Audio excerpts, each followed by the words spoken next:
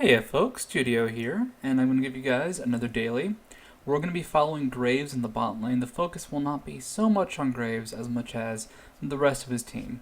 So I'm going to be playing a game between Team MEGASHOK and Better Buff Italy from the 4PL Play for Fame monthly qualifier from last Saturday. And this is kind of a monthly tournament. It's a free to enter, so anybody can enter it.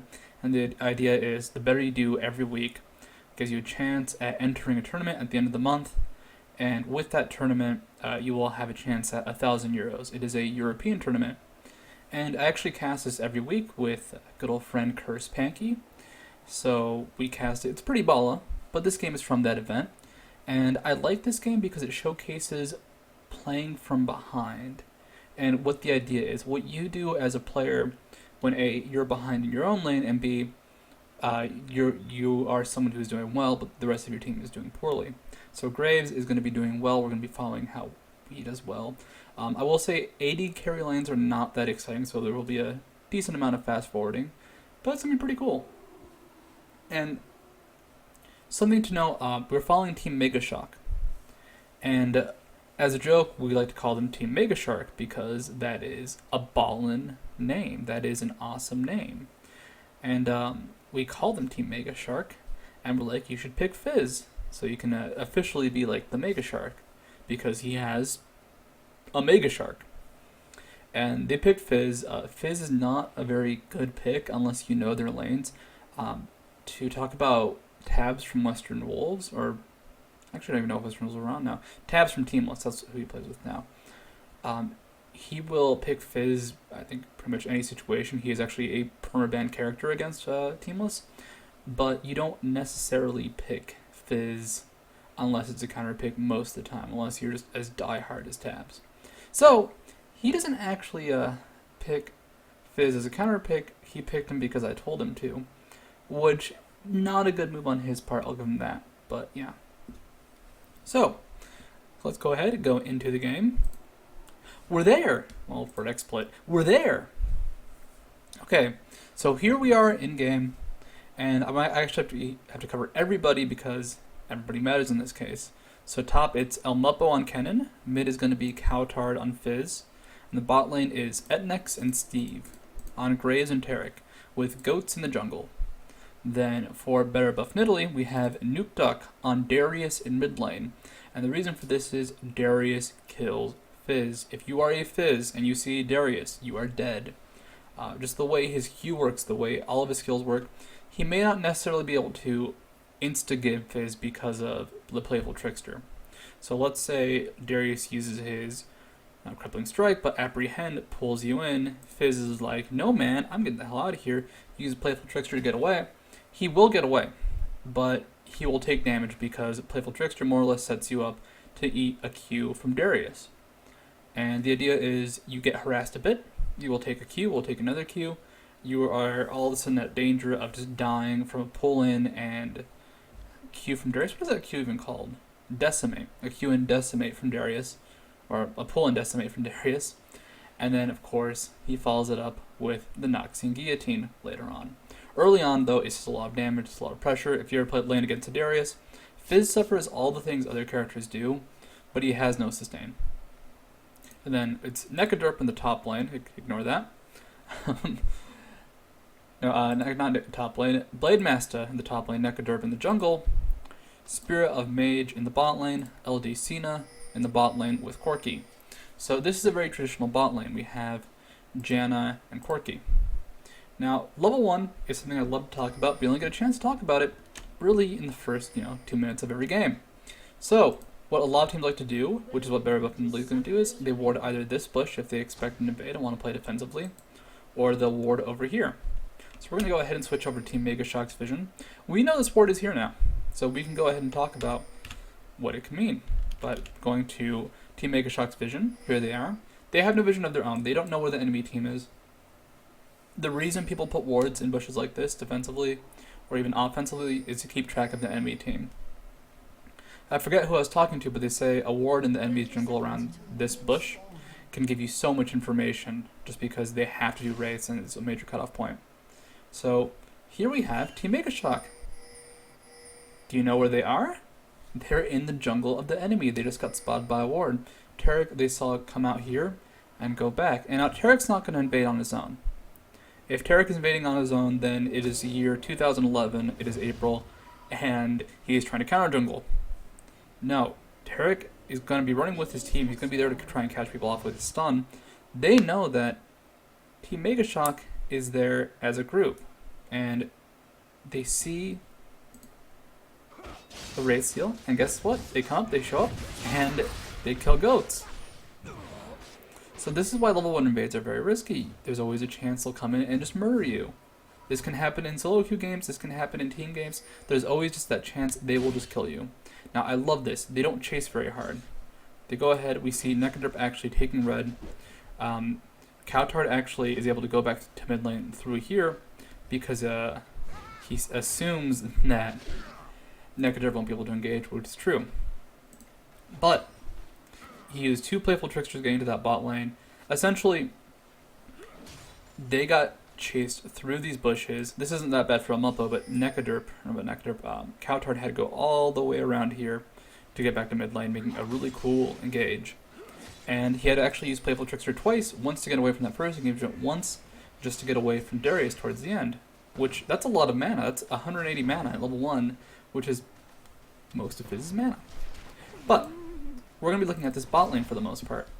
Now, bot lane with Graves Tarek is very passive at level 1. Quirky Janna can be very passive at level 1. Your main goal is going to be to try and poke people down, use your Phosphorus Bomb, use Janna's Shield and auto attacks to really apply the pressure. Now, Etnix is now level 2. He has that quick draw, he has his buckshot. When Steve hits level 2, they could really go for the pressure, use an E-W combo and try and burst someone down. But they're going to be cautious. They know Nekadurp is not in this area anymore. He did start with red buff. He could be anywhere, he could gank bottom. And the vision is not that good for Team MEGASHOK. Tarek started with potions and a ward, meaning there's only one ward. This is the one ward they have. So they know if they play aggressive and if the enemy team catches them, and Jax comes around, for example, they're screwed. They will go for pokes like that, though. They will use their E, they will use Tarek's W, and just try to do some damage, but back off. The bot lane's very odd. Oops. Get off. Direct camera, get off. The bot lane's very odd in the sense that it's all about getting as many auto attacks in from the carry. I mean, okay, if you have an aggressive bot laner like Yorick as a support, for example, he can use spells to do damage. He has his own pressure. Tarek, he doesn't do that much burst. Like, he has a decent amount of burst for a support, but he makes the carry do burst. So it's all about getting damage from the carry onto someone else, preferably their carry, actually. So you have to be cautious. You have to really play as if you will not get a kill unless, like, it's a perfect setup. And generally that's the case. Like, let's say they stunned, Steve stunned Janna right now. Etnix wasn't close enough to follow up. They would have gotten some damage, but we might have had Corky, who was auto-attacking the entire time, chase off Steve. So this is what they want to try and do. They want to find a good opening, use a stun like that, and engage. That was, for example, was a bad trade. It was Buckshot breaking Janna's shield and Corky attacking Etnix. So both of them want to be aggressive, both of them want to try and get the pokes in, but if there is no opening, they cannot force it. You cannot force a lot of fights unless you have a really strong lane versus a really, weak lane. So let's say they have Soraka and Ashe, and you have Leona and Corky. Guess what? Level 2, you start going crazy.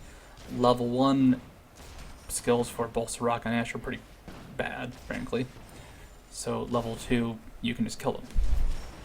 But this is not the case. This is why Corky and Graves were so common at MLG, actually, and even DreamHack. They're both really aggressive at level 1. I'd say Corky has a little better level 1 poke because he has a slightly better range, and Phosphorus Bomb has pretty decent range. But both of them are very defensive. Both of them have quick draw. Well, not quick draw, but with blinks. Graves is more offensive with the attack speed bonus, but still Corky's can be used for chase, can be used for damage. So they both have their escapes, they both have their aggression, and because of that, they're safe picks. Now, unfortunately, it means for not very exciting lanes. Let's go ahead. Bot lane's not going to be too exciting. Let's take a glance at the other lanes, see how they're doing. Fizz has 27 CS, and Darius has 30. That's actually pretty good. If we look at experience, I mean, Darius is a little bit ahead, but the CS isn't that bad. Top lane, It's Aurelia versus Elmuppo. Elmuppo's taking a lot of damage, and it's going to be scary because once Blade Master hits 6, he's going to have really good sustain. He's going to have the opportunity to start even going for kills on Elmuppo if Elmuppo doesn't have his ultimate up. And Aurelia's ultimate only has a 70-second cooldown versus the much longer 115 on Kennen. So lanes right now are not going too favorably, and there's just 1,000 gold difference because of that first blood, because of CS. So what do you do as that next? Well, your team's behind, but you're not going to roam across the map. You can't send Steve to go help mid lane, to go help top lane, because you're going to start falling behind. So what do? You play greedy. And it's really weird to say this, but as the bot lane, you have to play greedy. It is your job to be, hopefully, at the same level of strength as their enemy carry or stronger. If you're behind by too much, guess what? All of a sudden they have a big threat on their team, their own AD carry, and you don't have anything to match it up. And as far as the lanes are doing, well, oh yeah, this was actually a hilarious engage. I'm just gonna rewind this because I love this engagement. So this is entirely mind games that happens here. So Blade Master goes in, he tries to go ahead and kill Elmuppo, flashes, slows, and then Elmuppo jukes the first blade, and Blade Master tries to predict his movement, and that's just the unfortunate thing about skill shots. Sometimes you have to predict their movement, sometimes they'll walk right into them if you land it normally. Skill shot's actually something I'd like to talk about in the future, but Graves is not the character to talk about it. So, back to this bot lane. It's still passive, it's still boring. This is what bot lane can be. You always want to go for kills. If you have that chance, go for that kill. But generally, not much is going to happen. So, Cowtard, not in the most favorable lane, 14 CS difference. Now they go for a kill. I love this kill. I love this engagement. They just go ahead, kill Janna. Her flash is down, her exhaust is used. They will get in with this last poke. Spirited Mage is actually kind of cut out. If they get one more stun, they might have been able to go for him, but Cowtard was a bit too low. Now, why was that such a good engage? Well, look at mid lane. Darius, 51 CS. He was going to start dominating Cowtard. There was not going to be much he could do. Cowtard doesn't have the burst to really kill him in one combo, and if he goes for a long engage, that blood from Darius, the ultimate from Darius, we're just going to put him in a position to die. So, rather than try and fight in the mid lane and be scared, go bot lane, set up a kill, start carrying on Graves. And it's always important to think about this. It doesn't matter how strong your character is. It matters how strong your character is relative to the enemy team. And I love this engage, by the way. Just boom. Without a support, you can do this. This is what you do with Graves, what you do with Terry. If Terry actually had more mana, he would have had enough for his ultimate, would have been able to kill him. But they still scare Corki out of lane. But, so, relative strength. What is relative strength? It means that, okay, if you have 100 CS and your lane mate has 100 CS, and you're both equal, but you are someone who, let's say, scales better into mid-game, and every other lane has 30 CS even, you're going to be much scarier. So, let's say, actually, using Aurelia as an example, Aurelia is doing pretty okay, not actually that great, 56 CS. So, if Aurelia is ahead of Graves in farm and items, then they are in a good spot. If Aurelia is ahead of Kennen in farm and items, it doesn't really matter. Okay, Kennen will be doing worse in lane, but once you start getting into team fights, if Kennen can just go ahead and ult and get away from Aurelia and do what he normally does, which is initiate, but Aurelia doesn't have the items or damage to get towards Graves and dive him, they're in a bad spot. So, what does Cowtard do? He ganks bot lane. And this is what you want to try and do if you're ever behind. It's actually why being behind as the AD carry lane can be so scary, because once you fall behind, it's really hard to get yourself back in. You have to spend time farming in that bot lane, and that gives the chance for the enemy team to start going for towers, to start going for anything. So AD carry lane, that's why actually most lanes are so safe. Because if you fall behind, you do not catch up if that AD carry from the enemy team just sits there and farms up with you. They will always be ahead 20 CS if you're getting every CS, for example. But we have the advantage right now for the bot lane. It's Graves at 78 CS versus Corki's 81, but Graves has the assist. So it's a little more in favor of Graves, not by much. And it's also important to note who has more items, who has more gold spent. Because once again, relative strength, If Graves has more gold earned overall but hasn't gone back to buy, guess what doesn't matter? That extra million gold you could have in your inventory or in your summoner purse doesn't actually matter if you do not spend it, because you're not doing anything with that gold. There is no gambler character. There is no investment banker champion. And this is what I said about forcing a fight. I'm gonna rewind. I'm trying to calm down on the rewinds, by the way. But this was a very aggressive engagement. So here's Steve in that bush. How does he start a fight? He knows Jan is there. He flashes forward, and they're just gonna go for a burst combo. And this is what you do as Shark. You do go for bursts like this, but Cena just has reaction, knocks him back out. And what happens as a result? Spirit of Mage gets his auto attacks off. He gets the all-important damage from Corki. He gets the all-important hits. So as you can see, Etnix is low, Steve is low, Spirit of Mage has a little bit of HP missing, and it's the same for Cena. They really lost nothing. And this is why you don't force so many things in the bot lane. It's important to find opportunities where you can do damage. Like, for example, earlier when Etnex and Steve bursted down Corki and forced him out of lane and could have killed him if Steve had full mana. But it is important to not force engagements, to not be too committed to trying to get kills. And I love getting kills. I love playing Leona, for example, because Leona can punish out of position and actually force stuff much more than, say, Tarek or Alistar, and then, miles more than Jan or Sona or Soraka. But if you have to force it, you're taking a risk. And once again, if you start falling behind, it's really hard to catch up.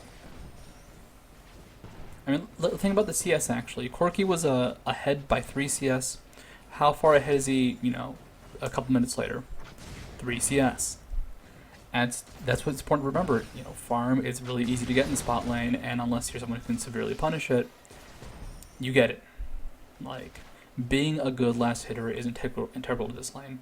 If you cannot, confidently last hit 99.9% in the bot lane, get better at it, man. Change your runes, change your masteries. Most people, you run plus 15 ADs, and if you gotta do that, you gotta do that, and I recommend it, actually. For some characters, armor penetration is better, but if you can't last hit with those characters, well, A, you should practice, and B, if you need that crutch, go ahead, do what makes it work for you. If you cannot get yourself to get those last hit, go ahead and start running 80 runes for Quints and Reds. It's okay. You gotta do what works. If you saw it right there, Etnex just used his ultimate. And I really like this. I really like that he uses ultimate just to CS. Why? Well, he wants to deny some CS to Corki. One of the ways you can get ahead in the bot lane is to push up to the tower, have the tower try and steal last hits. It's much easier to do that when they're also going back to buy, because, well, if they're not there to last hit, they're not there to get that gold or experience. Oh, totally forgot this engagement, my bad. So, to set this engagement, as the AD carry lane, it is not your job to necessarily help across the map. It is your job to help when your team needs you. So when does your team need you? When you can punish someone out of position. So they see Darius go here, they see Jax go here. Clearly, something's up in this jungle. So what happens?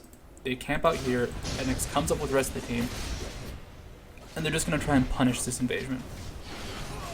I actually love this Necroderp leaps to Nuke Duck as Earth comes to murder them. And it's a 1 exchange for Team MEGASHOck, so now the gold difference only 700. So, does this mean as a carry you should roam towards mid lane? No.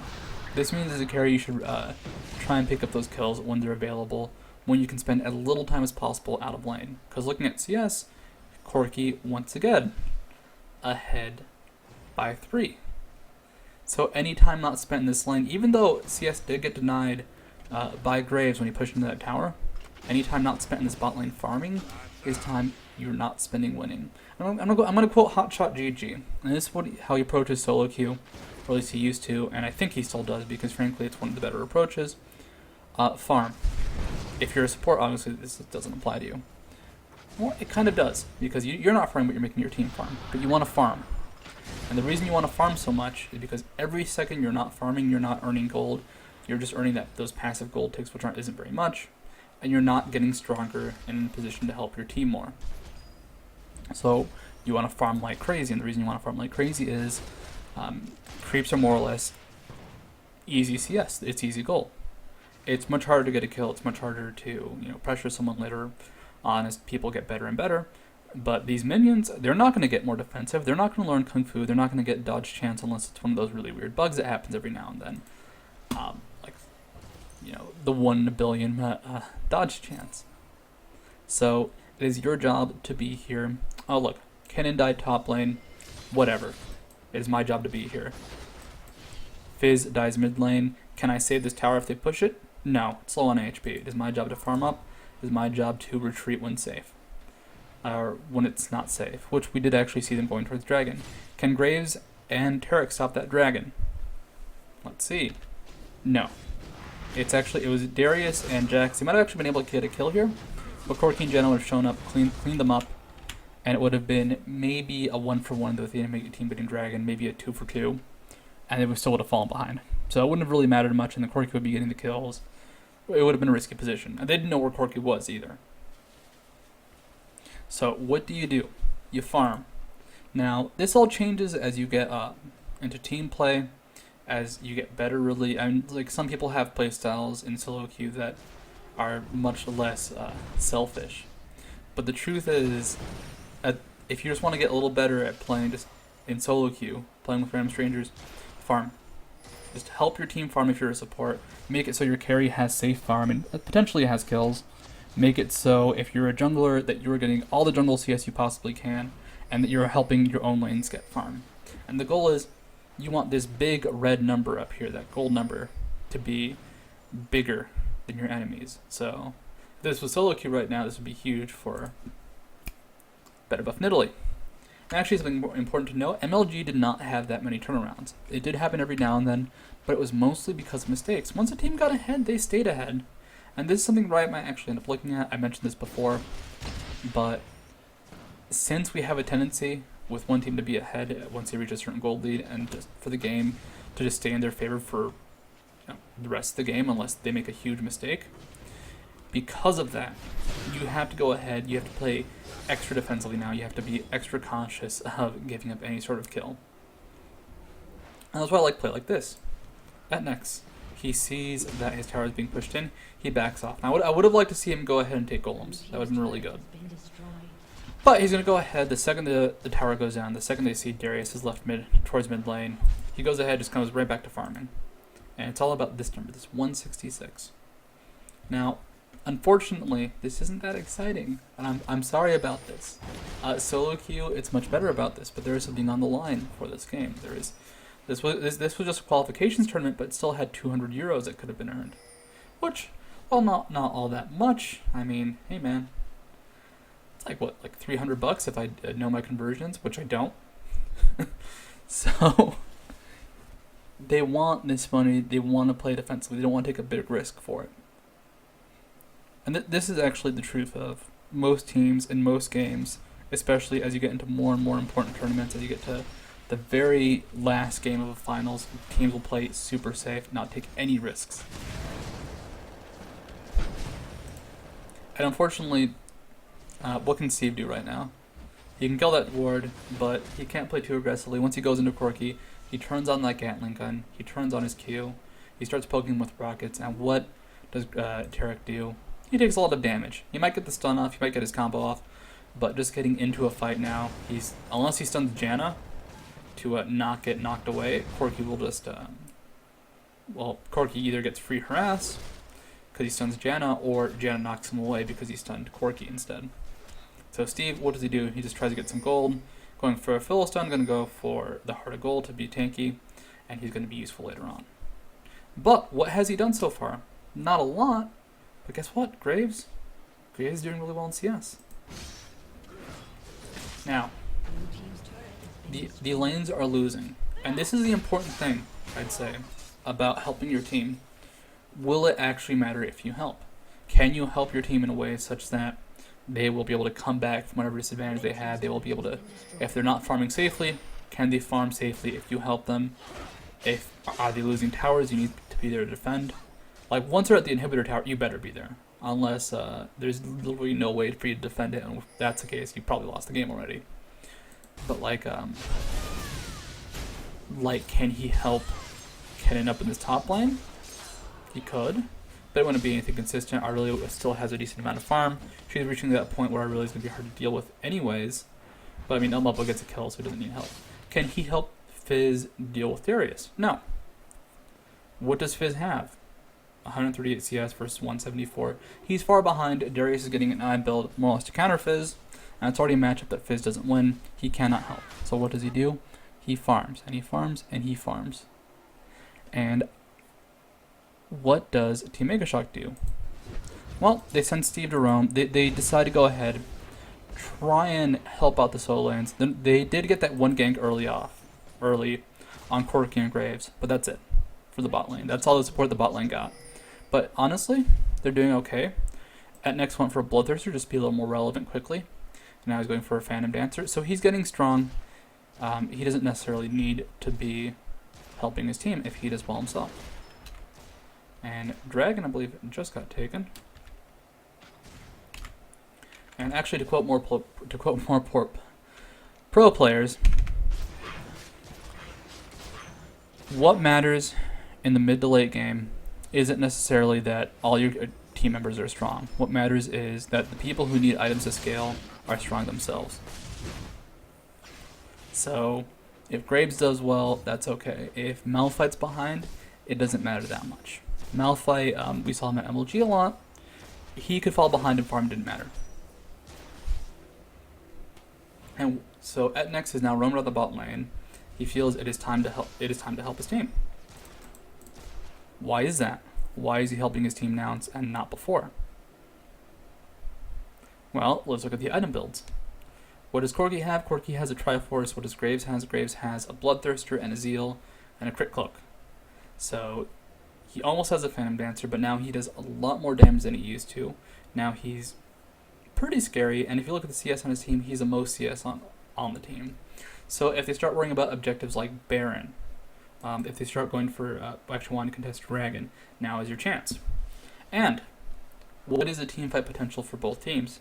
Darius has the potential to do well in team fights, but he's not that good at it. How tanky is he? 91 armor, 152 magic resist. Actually, Etnex will melt through him. He will just destroy him because he does not have high armor. And as for the rest of Better Buff Nidalee, it's Janna, that's not going to change. Jax, he only has a Phage and a Wriggle, so he might be able to get to Etnex, but Etnex should be able to outdamage it. There is no scary Jax. That's unfortunately a problem Jungle Jax has. You don't get as much gold in the jungle. And this applies to the rest of the team. Aurelia has Triforce, Corki has Triforce, but Graves has that damage to win a team fight. And as for the team fight potential on Team MEGASHOK, Shen has his taunt to protect Graves. Cowtard has his ultimate to protect Graves, and actually is slow on his Playful Trickster. Probably not going to be that useful. There's Kennen ultimate. Guess what that's going to do? It's going to stun the enemy team, which will in turn protect Graves. So, the composition is there. We have Graves, who's doing really well. We have a team who can support him. And actually, for the rest of the team, for Better Buff Nidalee, they have a good team themselves. But, well, let's just see how a team fight plays out. So both teams circle, trying to find a good point to engage. And this is a scary part in team fights. Both teams want to catch someone out somehow. We have Shark available, we have Kennen Ultimate available, and Shen Taunt available. For MEGASHOK, for Better Buff Nidalee, we have Jack Stun, and the engagement goes off. They actually get a good stun on the Fizz. And it's just a huge cluster. We're going to look at this in slow motion. Don't worry. And they do get Cowtard, but Etnex is still doing damage from the back. We have a very low Darius, very low Jax. Blade Master does die in the exchange. And Etnex chases off Corki. So that was a 1-for-1, but realized that Team MEGASHOK had not been doing too well before this fight. So let's see how this fight starts. So slow motion. It's important to do this in slow motion so you guys can see it. Jax gets Fizz and Taric. The Corki ultimate, or the Kennen ultimate hits Blade Master, who's just diving alone in the team. Shen only taunts Darius, and because that Darius can't engage, Cowtard did go on to him though, and does die as a result. And this entire time, Etnex has been in the back, just auto-attacking more or less. Spirit of Agent finally gets close enough to hit him, but, well, he knows he's not going to be able to kill him in time, so he just tries to, get some poke onto Shen, and has to back off. So that was more or less the entire team from Better Buff Nidalee tries to go in for a fight. They actually do not catch anybody, and as a result, 3 of them go super low. Like, this is so close to death. This is a sneeze away from death. And I don't mean being sneezed on. I mean like a really aggressive sneeze, like when you walk into the sun and your eyes are kind of dry out, so you do a sneeze to, water your eyes. That sneeze would kill the person who sneezed in that case, if it was Janna, Darius, or Jax. So what happened? At Next got farmed. He didn't get super farmed, but decently farmed. We had a team who could support him. And even though they weren't doing that well, even though they were actually behind by about, 1,000 gold, maybe 2,000 gold, like they've been having some troubles this game. Even throughout that, guess what? The team fight went to MEGASHOck because they were able to protect Graves. Aurelia could not dive. It was all about this relative strength. Aurelia, with her Ninja Tabby, with her Triforce, doesn't have a whole lot of magic resist. I mean, I can't click on her because of vision, so let's switch that. So with Aurelia's vision, who's actually fighting Elmuppo in the top lane, she only has 62 magic resist. So the zoning potential from Elmuppo is there. If we look at Darius, Darius has a ton of magic resist. 152, only 100 armor, so the damage potential from Graves is there. And this kind of applies to Jax too. What does he have? Not a lot of anything. He just he's Jax. He just uses his dodge to try and do stuff. So as this goes on, we actually see a Baron attempt come out from Better Buff Italy, but it is spotted, and they realize actually that they're in a bad spot, and this fight's gonna break out. I actually have to rewind this because, as I talked, I missed the beginning. Sorry. How does it start? Well, Cowtard, relative strength. He's actually able to do a lot of damage to Spirit Mage. Doesn't kill him. Runs towards the team. Here comes that next. He will kill Spirit Mage though. Boom. So the Baron attempt is coming out as this goes on from Italy, and they go ahead. They have Nuke Duck trying to cut off the enemy team. They realize they're in a bad spot, and they try and get out. Unfortunately, when they try and get out, they actually engage in the enemy team. So Blade Master dies in this position. Nuke Duck trying to do something, but he against Tarek and Graves, what the hell is he gonna do? He's gonna actually almost kill it next, but he has that support. He has that Tarek, and a Baron goes out to Team MEGASHOck. We're gonna fast forward because doing Baron isn't that exciting. But why did that go so terribly? Why was that such a bad exchange? Because we had a risk coming out from Better Buff Italy. And risks are weird. You can take risks. It's okay to go for a Baron like that, for a sneaky Baron, if you know it's safe. So what would have made that better? A Vision Ward here would have been so huge. But in Oracles, maybe just some sort of setup, some sort of game plan. And the game plan wasn't there for Better Buff Italy. They went, alright, we need to do something. Our divey characters are not strong enough. They are dying, and Graves is getting his damage off, and we can't stop them. They're being zoned by Kennen. Uh-oh. So they try and do that Baron, they try and sneak it in. But because this was never part of their plan. That Baron was not planned out. So they had no vision wards. They had nothing to stop the vision here. So they're spotted here. Corki dies in that mid lane as it goes off, which I understand Corki's actually trying to be a diversion. So he tried to distract the enemy team as long as possible and ended up dying in the process. That's actually part of the plan, but the plan was not formed well enough to actually finish. There was no success, and that is just something about game plans. You need to have what you're doing in mind. You need to think about all the consequences. You can take a risk. I may have said this before, but like taking risks is not necessarily a good thing.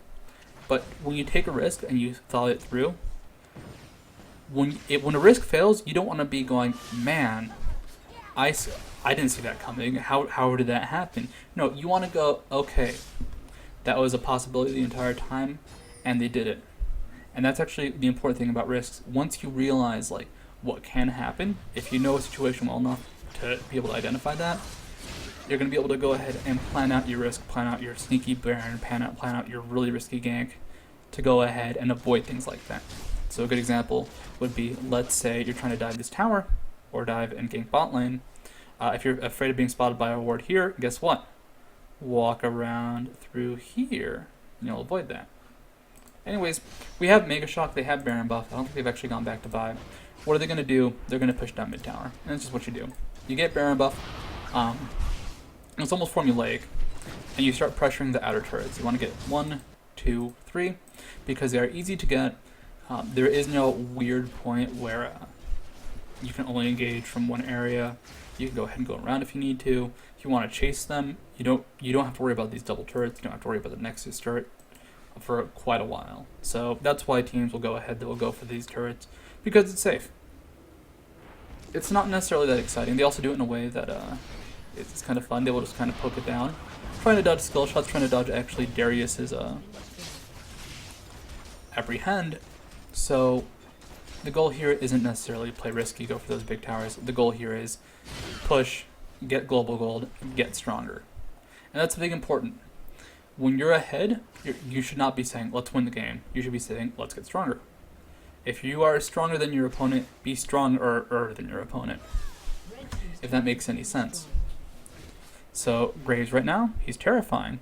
He has 1400 gold though. He almost has another item to spend. And he wants to go ahead, use that gold. It's same for the rest of the team. So with that Baron buff right now, they're ahead of better buff Italy in these engagements right here. But they don't care about that necessarily. They're just going to say, alright, we're ahead. Let's go ahead. Let's go ahead and get more ahead. Let's go ahead and push up this tower. We can go ahead, kill this turret, have Shen keep split pushing, and we can just go by. And once we go by, our Baron buff might be out, but we will be so far ahead, it won't matter. Oh, Spirit of Mage. I'm actually going to turn on chat for this, because this was the coolest thing I'd seen. This will not be a big issue once Riot finally patches in the pause feature for custom games. This was going to happen before on Sunday actually, but they had some issues with the patch, unfortunately, so it's not quite in yet. But Nekaderp says Quirky DC. Amupo from Team MEGASHOK, representing Team MEGASHOK, says is asking if he comes back. They don't know, and you know what Team MEGASHOK is going to do? They're going to put down frowny faces, and they're going to be passive. It's a 4v5. They're ahead 8,000 gold. What could they do right now? What could they do right now? They could just go ahead, go push here, get into a fight, get into one of the worst engagements they possibly could, and they will probably win it because they don't have an AD carry on the enemy team right now. It's a 4v5. And what does Team MEGASHOK do that is so awesome? They play nice. They don't go for that kill. They don't go for the throw. And this is just something out of respect. I mean, they are ahead, and they know they're ahead. So that could be it. They could just be like, well, we're ahead. Whatever. Let's just go ahead. Sit back. Doesn't matter. If they were behind, they might be like, oh man, here's our chance to finally win. Which, frankly, is not... It's actually not a bad thing. It's a competitive game. If you want to have these gentlemen's rules, it's actually entirely your prerogative. But I think it's really cool what they do here. I wouldn't say it's really uncool if they went for a push, though. I would say it's not really cool, but it's not bad. And, of course, you can't just say, we're not going to do anything for the rest of the game. They start asking again. They do want to do stuff. Waiting a minute is actually a long time in this game. Baron's going to be up in about a minute and a half. Like, things are happening, and they can't just set the game aside because Corky's DC'd. So, Team MEGASHOK still being nice. They ask, like, well, what do you want to do? Better Buff Italy being really cool, actually, says to play normally. This is really cool. This is super cool, and it sucks that Corky DC. That's just crappy. It's a bad thing. I do not like it. He does not like it. Neither team likes it. But that whole little exchange, I just love it, and it's cool. But, unfortunately, the game timer is right here. You can see there's only 1 minute left, and they are going to go for the throat now. But Corky does reconnect for this last fight. But this is just kind of what you do. Eventually, you'll be so far ahead once you're in this siege, you can just win the fight automatically, more or less. Maybe not dive a tower. That can be kind of risky. But you can poke someone down outside the tower. You will have something that will let you do it. If you look at MEGASHOK, they can poke with cannon. They can try and use Fizzle if they want to be ballsy with their engage. And Graves always has buckshot. Graves has his own damage source. Shen, of course, will split push. And if Shen ends up pushing up to here and somebody splits off over here, guess what? Shen can come into this fight and they can win a 5v4 up top lane. The Spirit of Mage is back. And there's been some poke onto Better Buff Italy. Lots of auto attacks going off onto the turret, meaning it is close to death. This actually makes characters like Sivir kind of risky, that they can't auto attack a turret very well, because then all of a sudden it becomes very unsafe. But the engagement comes out from better buff nearly that we need to do something. And does it work? No. Etnix was just too far ahead. He tanks. I actually want to look at that fight again because it is a pretty cool engagement. So sorry about this. Well, I'm not sorry actually. I'm not sorry at all because I'm showing you guys this cool fight. So I like this from Nuke Duck because I know once this turret goes down, they're screwed. This inhibitor will go down. They will just keep losing. So Nuke Duck's trying to find a way to get into this fight. He has to catch Graves, possibly Fizz. Like they need to catch and kill the Graves most of all though. So he flashes forward, he pulls him forward, and then he closes the distance actually with his ultimate. And then we have the Shen coming in, we have the Ken ult interrupting the auto attacks. They do get him actually. They barely get him with Aurelia. But by the time that dive is actually processed, 3 people die. 4 better buff initially, and they've only killed Graves. Also, I love that flash from Cowtard because Janna ulted away the rest of his team. And he wanted to actually kill him and die, but he can't do that on his own.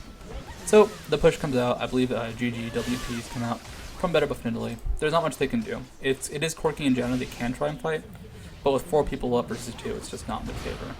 They surrender. It's a good game. And what's that?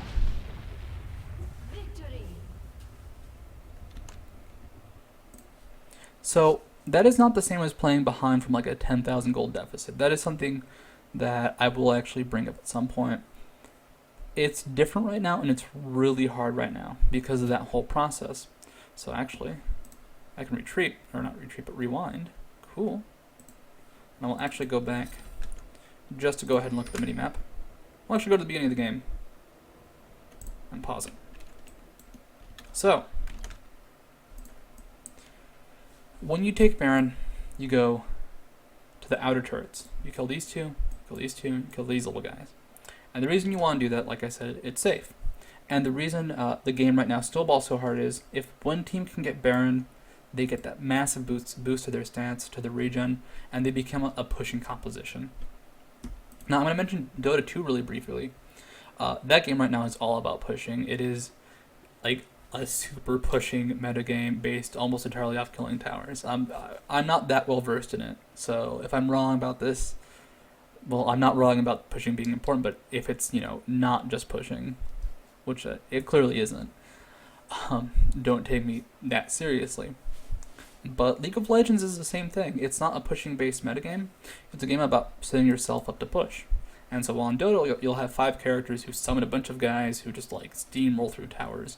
In League of Legends, you don't do that. You'll have people who can wave clear, people who can kill minions, and what you'll do is, you like if it's just an empty tower, no one around to protect it, murder it, just kablamo. If it is, say, late game, and you're pushing up into a turret, which let's see if I can find a good example of, you want to go for just a couple pokes at a time, just 1, 2, 1, 2, 1, 2. Never actually getting too close to the enemy team where you are at risk, but just doing it so that you can kill this tower. So let's go ahead, go here. Okay, now watch the Graves. Watch what NX does. 1, 2. He's auto-attacking. Jax gets close by. What does he do? He backs up. So this isn't a risky dive. This isn't we're just going to murder this tower. There's nothing you can do to stop it. This is we're going to slowly siege it down. Right now, Graves is a catapult, and they are getting screwed by it. I'm trying to think of like a famous example of a catapult being used, but I don't know of one because you don't really think of historically significant catapults. This is artillery, and this is World War I being horrible. Actually, that's like almost not a bad explanation. But the way these pushes work is you'll have someone like Kennen, someone with a lot of poke, just poking in and hitting the enemy team. And there's a response available from the defending team. Do they have wave clear? So can they kill these minions? Not at the turret. They don't have time for that. They have to kill the minions before they show up. And the truth is most people can't.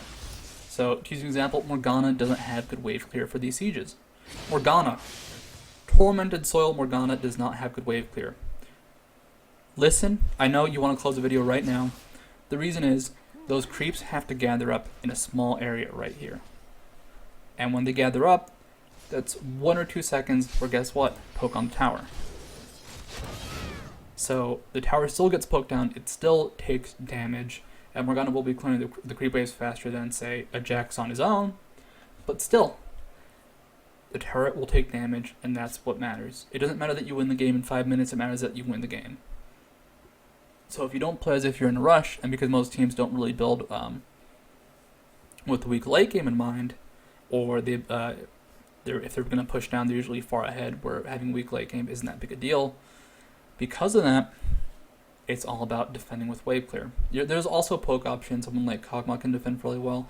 Anivia is probably the best defender in the game, actually, because she has the wall to catch someone who goes for any tower damage, especially if you go in as melee. Like, as melees, you can't auto-attack a turret. As Anivia, and she has that wave clear. But anyways, that is kind of what happens with a snowball. And this was just playing from a little bit behind. This was playing from a crappy-ish laning phase, not going super well. And there is a completely different play style that you have to use when you play from one of those pushes. If you're behind, 10,000 gold and they have Baron buff, how do you come back? Now, that's just something for a different day. I'm going to quickly mention it. Moscow 5, what they like to do, and one of the reasons they tend to come back from games they're behind in, they run a lot of poke, and they usually have decent lane clear. And with that poke, well, poke is cool for these pushes if it's high enough to outdo the Baron sustain. So if you have a really good poke composition, you throw out spears from Nidalee. AP Nidalee actually is what you would need, which is not that good. But let's say use Kog'Maw ults, for example. You have Kog'Maw ults coming out, just land, 1, 2, 300 damage here, 400 damage there, another 300 on that first guy.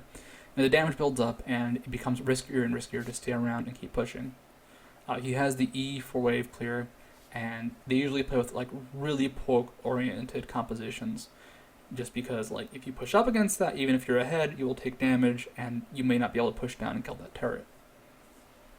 Also, if you have wave clear, of course, that just makes it so much better. But this is Studio. This is a game from Team MEGASHOck and Better Buff Nidalee from 4PL Play for Fame. I'm going to go ahead and actually just drop that. It's every Saturday. If you are an American on the West Coast, aka Pacific Daylight Time, you can wake up at 7 a.m. to watch the matches. I do, man. I do. And it's fun. If you're in Europe, I believe it's 20 CEST. No, it's not 20 CEST. It is 16 CEST. 20 CEST is something else. But anyhow, this is just an update for me. I'll see you guys soon. Adios, folks.